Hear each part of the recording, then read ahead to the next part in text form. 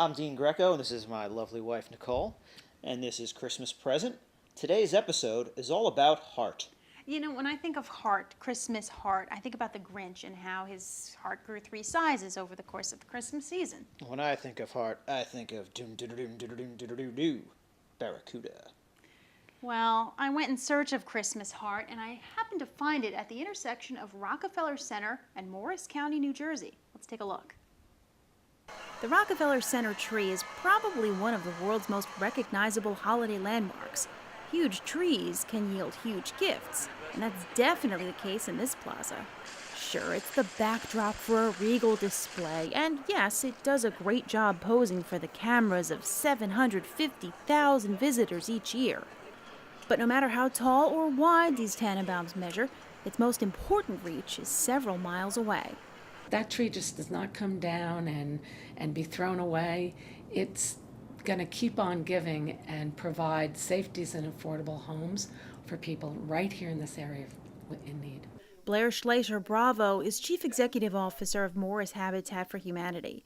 In early 2013, she received a phone call that her chapter would become part of a very special tradition. It came as a complete surprise. Now, we had known that in the past the tree comes from somewhere in the area, and we watch along with other people how the big truck comes in, chops the tree down, and flatbeds it into Rockefeller Center. And so this was a complete surprise. The way it works is, I think generally speaking, that wherever the tree comes from, that local affiliate gets the wood or most of the wood. Each year, the tree is cut into anywhere between 600 and 900 2x4s, all donated to Habitat for Humanity chapters in the region. Morris Habitat received 150 pieces. Each piece of wood has a stamp, and it says Rockefeller tree, and then the year, and that particular year is 2012. The 2012 Rockefeller Center tree was cultivated from the Flanders section of Mount Olive, New Jersey. Morris Habitat was just breaking ground on 5 homes in the area, including 2 in Mount Olive. Knowing that part of the lumber carried such a rich tradition wasn't lost on the volunteers. People sign the wood, to say best wishes, good luck, or they might put a little poem or a prayer or something on the wood. So that's all nicely hidden in the home. I guess someday, if the people ever expand or whatever, somebody will discover that. But in one of our homes, we designed the house so that the stamp is showing. Just as a nice way to demonstrate that wood was there. The giving tree provided more than just shelter. Many families in the region were still reeling from the effects of Superstorm Sandy. Morris Habitat suffered the loss of a beloved board member and her husband. The morale boost couldn't have come at a better time. Some of that wood went to homes that were destroyed, families whose homes were destroyed in Hurricane Sandy, rebuilding their homes with pieces of this lumber.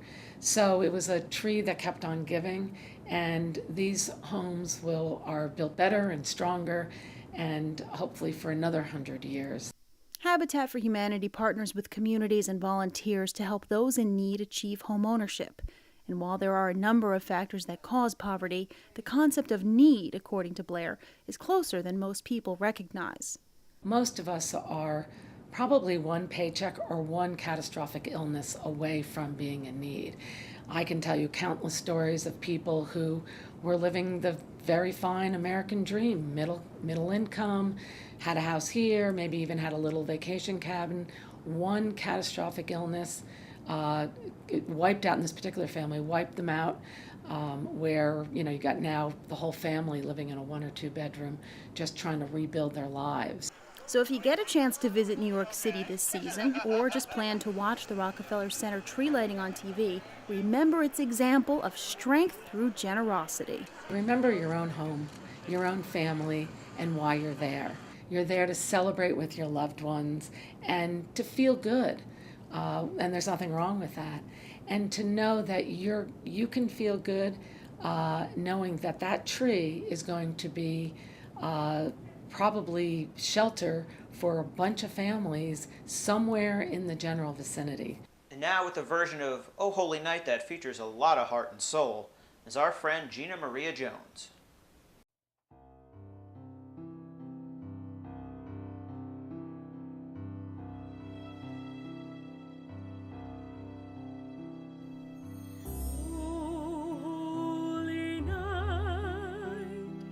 stars are brightly shining.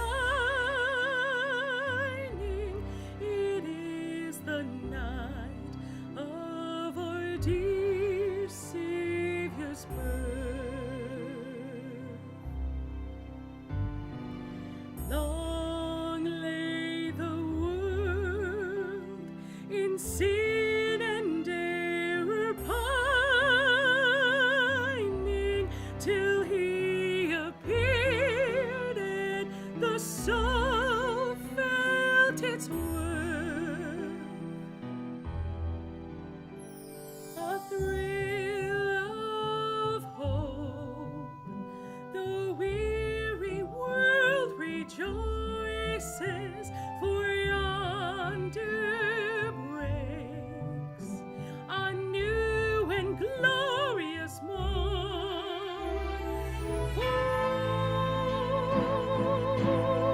On your knees, oh, hear the angels' voices. Oh, night divine, oh, night when Christ was born. Oh,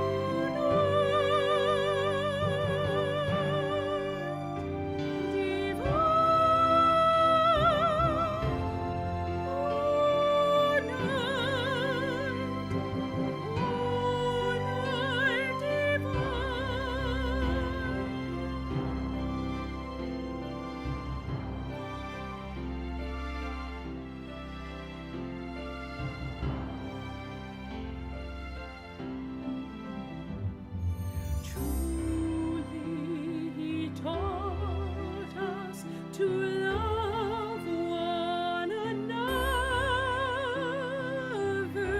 His law is love, and his gospel is peace. Chains shall he break, for the slave is our brother, and in his name all oppression shall cease. Sweet hymns of joy in grateful chorus raise we, let all within us praise his holy name.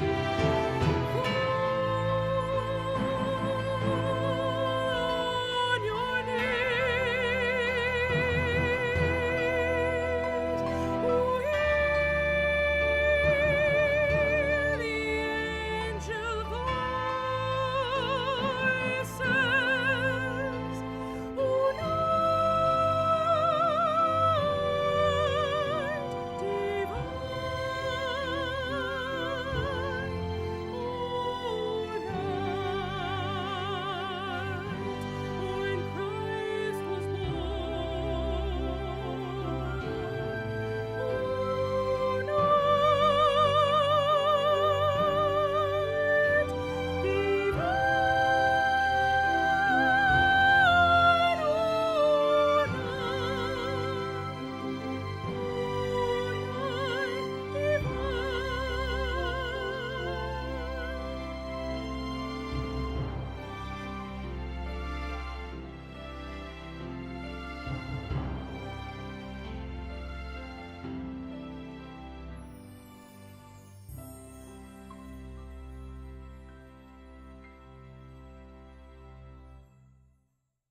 And now, for a talk about the real heart of the Christmas season, is Father Frank Agresti. Thank you for joining us at Christmas Present. I am Father Frank Agresti. I am the pastor here at Our Lady of Pompeii Church in Patterson. Nice to be with you today. I'd like to share with you a little story about Christmas, and this is a true story that happened to me one day last year in December. I went to Home Depot, of all places, to get a sheet of plywood for my truck. I had to pick something up and I wanted to put the plywood in the bottom. So I went to Home Depot, I got the sheet of plywood that I wanted, put it on the cart, and I was waiting in line to pay for it. And as I was waiting in line to pay for this plywood, I heard a voice out of nowhere say this to me: "Do you want help with that plywood?" And I looked to the side, and it was an employee of Home Depot. He had this vest on, and on the vest it said "Professional Loader." He helps people load their stuff onto their cars and trucks. So I looked at him and I said, "No, I'm okay, I can manage." He goes, "You sure?" "Yeah, I can do it." He goes, "Okay." So I got to the teller, handed my credit card, I'm paying for the plywood, and I hear that voice again: "You sure you don't want help with that plywood?" I said, "You know, it's only one sheet. I'll manage, I'll be fine." He goes, "You sure?" I said, "Yeah, I'll be okay." He goes, "All right." I pay for the plywood, I'm rolling the cart out the door, and who's walking next to me? Right, the professional loader. I guess I'm going to get help whether I want it or not. So I let him walk with me to my truck. And as we're walking, he's telling me about this book that he wrote on poetry and prayer and God and faith. And he was a really interesting man. And as we're walking to the truck, sure enough, he helped me put the plywood on the truck. And then we talked a little bit. And he said to me, "Has anyone ever asked you this question?" I said, "What question?" "Has anyone come up to you and said, 'Are you all ready for Christmas?'" And I said, "As a matter of fact, I've asked that question myself to people. Are you all ready for Christmas?" And he said, "What do you think they mean by that?" I said, "Probably they mean, did you get all your shopping done for Christmas?" He said, "Exactly. That's what they mean." And he said to me, he got really serious and he looked at me and he said, "That's not what it's about. That's not what Christmas is about." He said, "Christmas is about God. It's about Jesus. It's about letting Jesus into your life." And you know what? He's absolutely right. He's absolutely right. Christmas is about welcoming God anew into our lives. And it's remembering what God did 2,000 years ago, that God was searching for us, that God wanted to know what it'd be like to be a human being, to have a mom, to have a dad, to have friends, to have feelings, to laugh, to cry. He wanted to share his life with us, so he became one of us in the person of Christ. In Christmas, what makes Christmas so blessed is realizing that God wants to be in our lives. He is the light of the world. That's what Jesus said when he came into the world.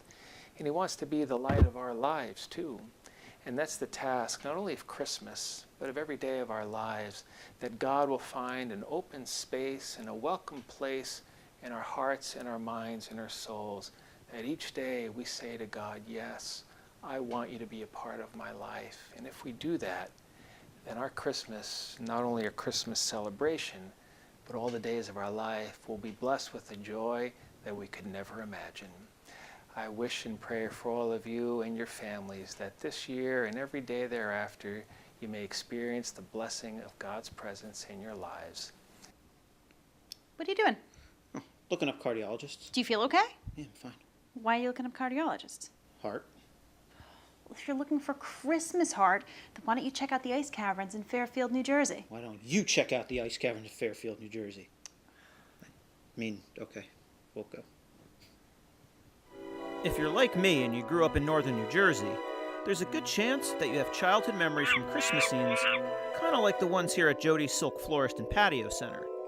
Now, if you didn't grow up in northern New Jersey, well, you probably have no childhood Christmas memories at all. Well, not really. Known to locals as the Fairfield Ice Caverns, this winter wonderland is a comeback story with heart. The idea of an animatronic wonderland came to John Fernicola's father, Silvio, back in 1972. Believe it or not, he went to Disney World the first year they opened. Saw the small world thing, a little light bulb went off in his head, and he said, hey, this is a great idea for Christmas. Let's make a Christmas themed thing like this. And that's how we started. We started with a couple little scenes, and then it became this big traditional thing for a lot of people. We love doing it. People love coming. We're getting parents, grandparents now coming, telling us they were bringing their children, their children's children. But even though there's been a few bumps in this so-called sleigh ride, the tradition today is alive and well. Several years ago, the displays were badly damaged by a series of floods, and the store was closed for 2 years. Setback, sure, but not enough to dampen John's Christmas spirit. We just try to keep doing the same thing year after year as far as, putting our hearts into, actually making this a Christmas destination for a lot of people. When you see the detail that goes into each display, it's amazing to think that this is actually the work of just 2 people. They're not elves, but they're hardworking and talented nonetheless. Creative director Sean Madden and Mark Kafora have the distinct challenge of dreaming, designing, and presenting 16 Yuletide utopias each year. You think, okay, there's a year, which seems like a lot of time to put a display up with 16 scenes, but there's such thinking that goes into it and such fabrication of items that, can I have 3 maybe? As soon as visitors take their first glimpses of their work, Sean and Mark are already thinking about next year's displays. I do fabricate new costumes for most of the pieces, which, that's another love of mine, and I do love taking this piece and making it look like something that it didn't look like last year. There is a lot of props that we rotate around, but I always keep in the back of my head that there are people that really notice these things. They take photos, they take videos. So if I do mix certain things, I have to make sure that I don't take too many things from one scene and put them back into another. It's a lot of work, but the rewards are worth it. As a kid, the feeling was just pure happiness, and it was the real meaning of Christmas and the spirit of Christmas, and it stayed with you during that month long of December, but it stayed all year, and there was little things that triggered that. So I just hope that the warmth of the holidays from the display stays with them all year and just, puts a smile on their face. North Jersey has a long history of indoor Christmas displays, but while many of them have closed over the years, parts of these displays still appear in the Christmas Ice Caverns today. Out here, people take their Christmas joy very seriously, but it's a welcome challenge. They are a little tough, which is good though, because they push me. And I like that. If they didn't care and they didn't notice the small details and complain that they saw the lollipop in the second scene and then they saw it in the third, I don't think I'd be as good as I am. These displays have a special place in the hearts and photo albums of countless kids and parents, and that's something Sean doesn't take lightly.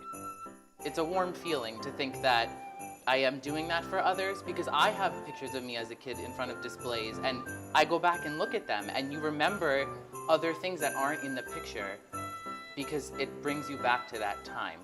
With all the detail that goes into each scene, you really need to spend some time to take it all in. The view is especially fun from the vantage point of the smaller guests. We do a lot of times crouch down while we're designing a scene and making that scene come to life, and we have to look at it at that point of view because, we're adults and the details are important to us and the beauty is more important to us. But when you crouch down there, I always try to put a small piece of animation, a small little detail that normally only the kids will notice, because it's so cute when you see a kid be like, "Mommy, look at this little raccoon in the corner over here." And the parent had no idea it was there. It's not all kid stuff. Well, I guess it kind of is. This Wonderland brings out kids of all ages. Even the 9-year-old people, believe it or not, a lot of them have been coming here for years. They were 40-something years old when they first came here the first time. So, they know. The word has gotten around and it's just it's a nice destination. So, what's next? What can you do when you're the architect of childhood visions of Christmas for countless kids and adults? The North Pole, I guess. I think that would be my dream job. If I left here and I had to pick one thing to do, it would probably be to decorate the North Pole. There's just so much magic there, and I feel like the possibilities are endless, and the garlands and the trees and the pieces that could be used there, I think it would be pretty amazing. For now, Sean, Mark, and John continue bringing the North Pole to North Jersey. Along the way, they continue to touch hearts and even help Santa with a few special deliveries. We had Santa surprise a family by bringing a soldier out that just came back from Afghanistan, and it was really a pretty touching scene. It's just a great time of year because people are happy. It's a little hustle bustle, but for the most part, people go home, they love the lights, they like the Christmas presents, they just like the decorating. It's a fun time of year for most people.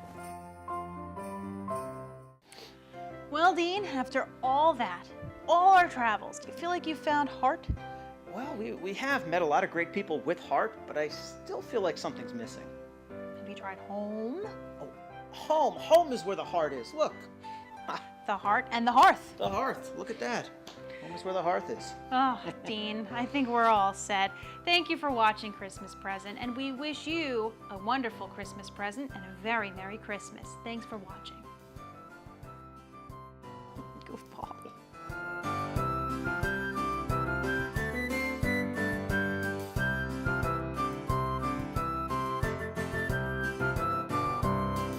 Thank